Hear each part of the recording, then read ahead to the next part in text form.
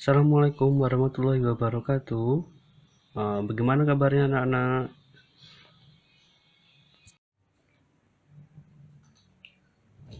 Oke nak, gimana? Sudah dilihat beberapa penjelasan dari video yang linknya sudah saya cantumkan di Google Classroom.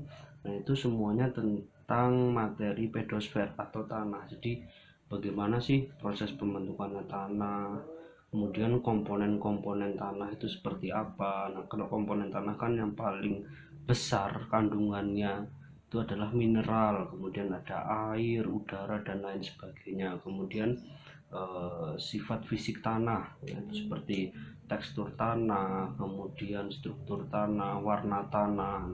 Kalau warna tanah itu kan kita bisa melihat warna tanah itu bisa kita analisis bahwa oh tanah ini tanah subur karena warnanya gelap, kemudian unsur haranya seperti apa. Nah itu semuanya sudah ada di penjelasan di video tadi, kemudian di buku juga sudah ada, dan silahkan dibaca-baca lagi bukunya. Nah sekarang di sini uh, saya akan menambahkan sedikit tentang jenis-jenis tanah. Ini sama yang sudah ada di buku kalian. Jenis-jenis tanah, untuk yang pertama itu adalah tanah regosol dan tanah andosol. Nah, tanah regosol dan tanah andosol ini merupakan tanah vulkanis karena terbentuknya dari material atau perlakukannya material-material vulkanis. Untuk yang tanah regosol ini dia ciri-cirinya masih berupa butiran yang kasar dan berwarna kelabu hingga kuning, dan tanah regosol ini cocok untuk tanaman palawija, tembakau, dan buah-buahan. Kemudian selanjutnya ada tanah andosol. Nah, berbeda dengan yang regosol tadi, kalau tanah andosol ini dia ciri-ciri butirannya itu halus ya, tidak seperti regosol yang masih kasar. Dan kemudian tanah andosol ini tidak mudah tertiup angin dan warnanya itu abu-abu. Dan tanah andosol ini merupakan tanah yang subur. Nah, jadi kedua tanah ini juga termasuk tanah yang subur ya. Tanah regosol dan andosol ini banyak kita jumpai di daerah-daerah sekitar gunung api karena memang merupakan tanah vulkanik seperti itu. Kemudian selanjutnya ada tanah aluvial. Nah, tanah aluvial ini dia berupa tanah yang dihasilkan dari endapan lumpur yang dibawa oleh sungai. Jadi dia berhubungan dengan endapan yang dihasilkan oleh sungai ya, air sungai. Nah, tanah aluvial ini dia itu tanahnya juga termasuk tanah yang subur karena dia memiliki kandungan air yang cukup. Persebarannya untuk tanah aluvial ini di Pulau Jawa, di bagian utara itu merupakan tanah aluvial ya, tanah aluvial di bagian utara Jawa. Nah, seperti itu. Kemudian ada tanah gambut. Nah, tanah gambut ini memiliki nama lain yaitu tanah organosol atau tanah rawa. Nah, tanah gambut ini dia berwarna hitam, tetapi apakah dia subur? Nah, sebenarnya tanah gambut ini merupakan tanah yang kurang subur meskipun dia warnanya hitam. Karena apa? Kok dia tidak subur atau kurang subur? Nah, tanah gambut ini dia memiliki keasaman atau pH yang tinggi. Jadi kalau tanah itu memiliki pH yang tinggi atau tingkat keasamannya tinggi itu tidak baik untuk tanaman. Nah, kemudian tanah ini juga memiliki sedikit unsur hara, kemudian drainasenya pun juga buruk. Nah, kenapa kok tanah gambut ini berwarna hitam? Itu karena dia memiliki kandungan air dan bahan organik yang tinggi. Tetapi meskipun bahan organiknya tinggi, dia memiliki keasaman yang tinggi juga. Jadi tanah gambut ini atau organosol ini tidak subur seperti itu. Kemudian ada tanah petsolik merah kuning, yang warnanya merah ke kuning-kuningan. Untuk tanah petsolik ini dia terbentuk dari batuan kuarsa. Batuan induknya itu adalah batuan kuarsa. Kemudian tanah merah sampai kuningnya itu bersifat sangat asam ya, bersifat sangat asam. Kemudian kandungan bahan organiknya pun sedikit dan rendah unsur hara. Nah, bisa kalian analisis ya, apakah tanah potsolik ini dia subur atau tidak subur. Kemudian tanah selanjutnya ada tanah kapur. tanah kapur ini nama lainnya adalah Mediterania atau Terra Rosa ya. Jadi tanah kapur ini nama lainnya adalah Mediterania atau Terra Rosa. Tanah ini merupakan hasil dari pelapukannya batuan kapur ya. Batuan kapur, tahu lah ya batuan kapur seperti apa.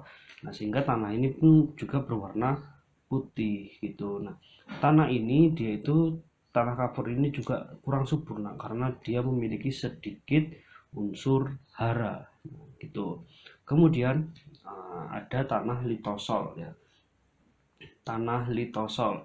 Tanah litosol ini jenis tanah yang berbatu dengan lapisan tanah yang tidak begitu tebal karena berasalnya dari pelapukan batuan yang belum sempurna. Jadi dia tanahnya masih ada batu-batunya gitu karena memang tanah litosol ini dia asalnya itu dari pelapukan batuan yang belum sempurna, belum seutuhnya hancur gitu.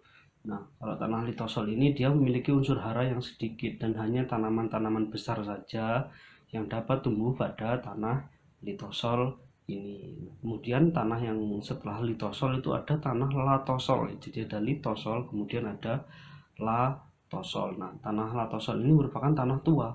Dia berasal dari pelapukan batu api yang mengalami proses lebih lanjut. Dan tanah ini, tanah latosol ini dia itu sifatnya asam dan kandungan bahan organiknya rendah. Jadi bisa kalian analisis tanah litosol dan tanah latosol apakah dia subur atau kurang subur itu ya. Kemudian lanjut ke jenis tanah potsol.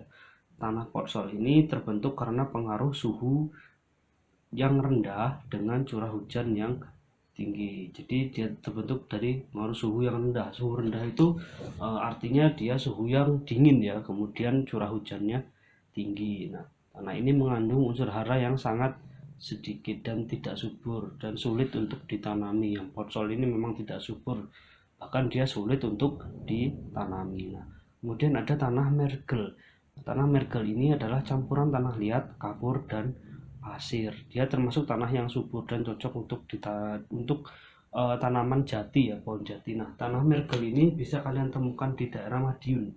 Madiun, kalau kalian ke Madiun dari jalur Surabaya, kalian akan melewati yang namanya hutan jati. Hutan jati yang mau masuk ke Madiun itu atau di Madiunnya itu dia termasuk tanahnya itu merupakan tanah mergel. Nah, kemudian selain di Madiun juga ada di Kediri. Itu persebarannya tanah mergel. Kemudian tanah selanjutnya ada tanah laterit. Nah, tanah laterit ini merupakan tanah hasil dari pencucian karena pengaruh suhu yang rendah dan curah hujan yang tinggi ya, karena pengaruh dari pencucian tanah. Nah, kemudian karena adanya proses pencucian tanah itu mengakibatkan bahan mineralnya tanah laterit itu terlarut ya, terlarut dan meninggalkan sisa-sisa oksidasi besi dan aluminium sehingga tanah ini tidak subur. Nah, kemudian ada tanah humus. Nah, tanah humus ini dia terbentuk dari pelapukannya tumbuh-tumbuhan. Tanah humus ini tanah yang sangat subur dan dapat ditemukan di bawah batuan yang dan tumbuh-tumbuhan yang lebat ya. Tanah humus ini tanah yang subur. Nah, kalau kalian ingin lihat tanah humus, kalau orang tua kalian pencinta tanaman ya atau suka menanam, nah kalian lihat tuh tanahnya. Kalau biasanya kalau untuk nanam tanaman gitu tanahnya itu beli, dan yang dibeli yang dijual-jual itu merupakan tanah humus. Jadi tanahnya itu banyak sisa-sisa tumbuh-tumbuhannya, entah rantingnya. Nah, kemudian tanah humus ini memang tanah yang sangat subur dan sangat bagus sekali untuk tanaman seperti itu. Oke, sekian pembahasan Ustadz di jenis tanah. Kemudian untuk pengertian tanah dan lain sebagainya bisa kalian lihat di link video yang sudah saya cantumkan di Google Classroom. Oke, sekian dari Ustadz. Assalamualaikum warahmatullahi wabarakatuh. Sampai jumpa di pertemuan selanjutnya.